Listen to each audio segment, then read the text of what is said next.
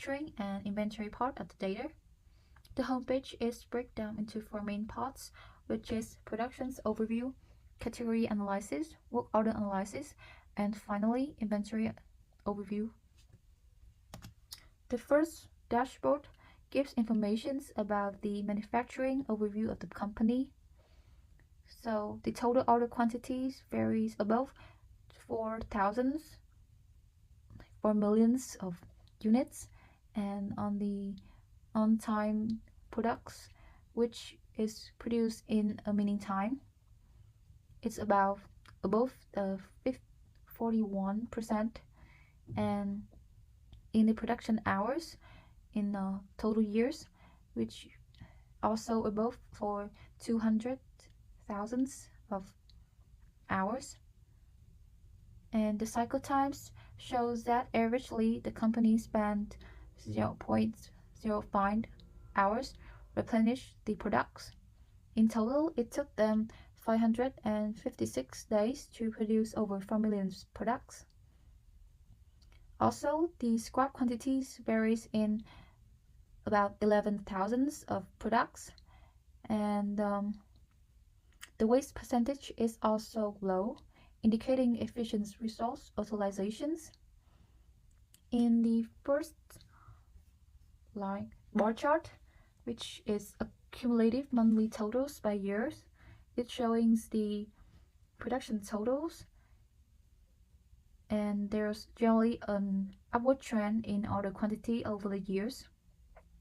There are some fluctuations within each year, possibly due to seasonal variations or other factors. The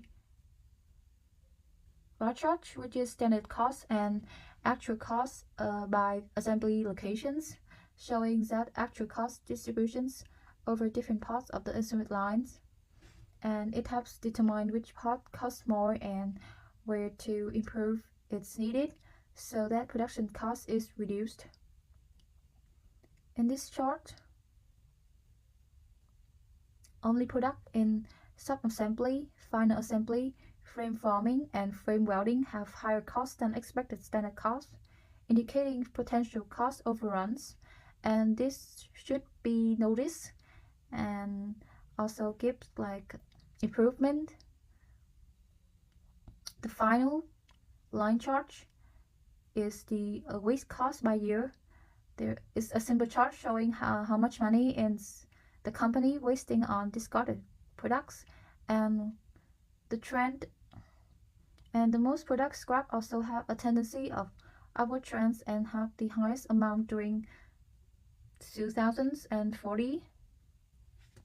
In the next is the category analysis. After looking at the overview of the manufacturing department, this dashboard will help identify specific issues in the manufacturing system. The sections consist of like 5 charts that show an in-depth analysis of the production's components and determine specific issues.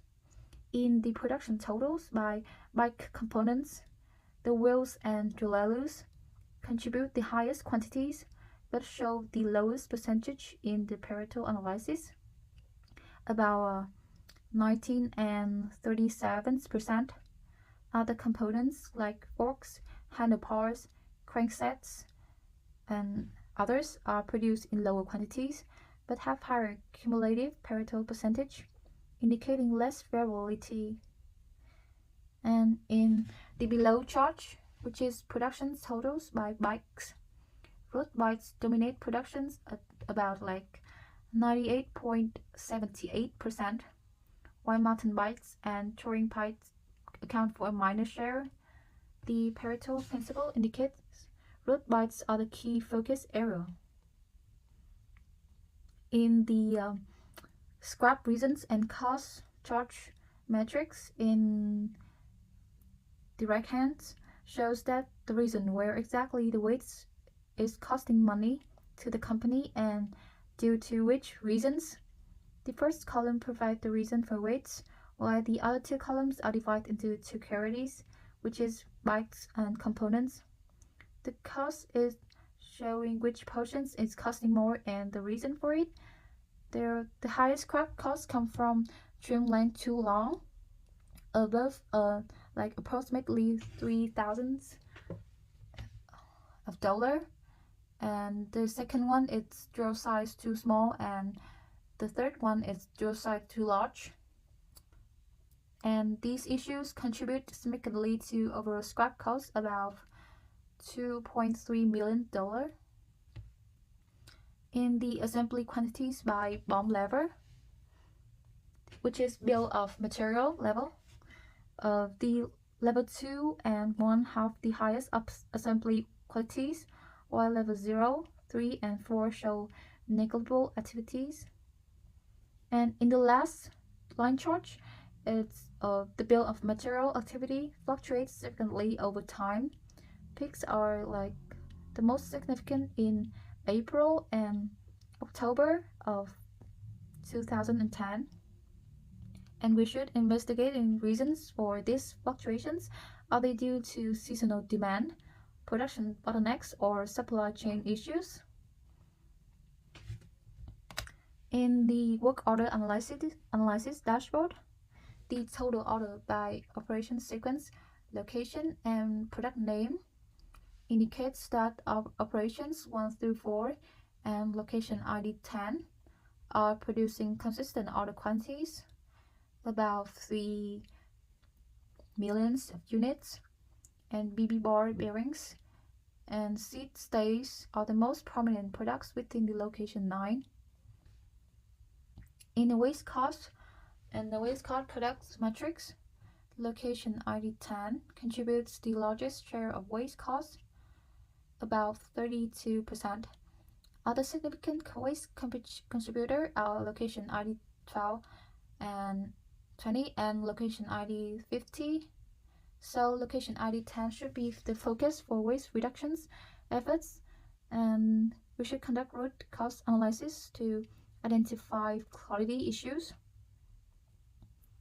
In the production totals and by components table, the rear drills and front drills dominate productions, each with about 3,000 to 4,000 units.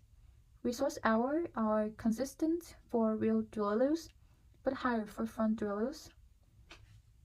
So we should optimize the resource usage for front drillers to reduce the lead time and resource hours.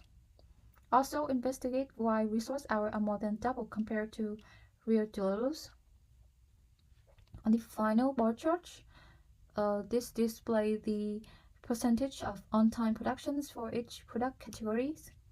Drillers, cranksets, and headsets show the highest on-time productions percentage, prospectively about 37, 38, and 39%, which is mountain frames, road frames, and touring bikes have the lowest on-time production rates, indicating delays in these categories. And finally, the inventory overview.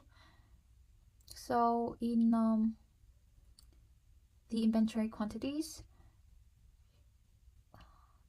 and the inventory turnover by years indicate that their rate of 14% indicates inefficient inventory management. This means the company is selling and replenishing its stock quickly, and also the significant inventory value of $74 billion is substantial, suggesting a large investment in inventory. And also there are also the large inventory quantities of about 336,000 of units indicates a wide range of products or large volumes of specific items. In the inventory turnover by years, there's an increasing trend in 2011 and 2013. The inventory turnover rate has been steadily increasing from the period and indicating improved efficiency in managing inventory during this period. Also, there's a sharp decline in 2014. It suggests potential issues with inventory management or sales during that year. And the last chart is the inventory quantity by part locations. The subassembly and miscellaneous storage. These locations hold the largest inventory quantities, indicating potential areas for optimizations or further analysis to identify reasons for high stock levels.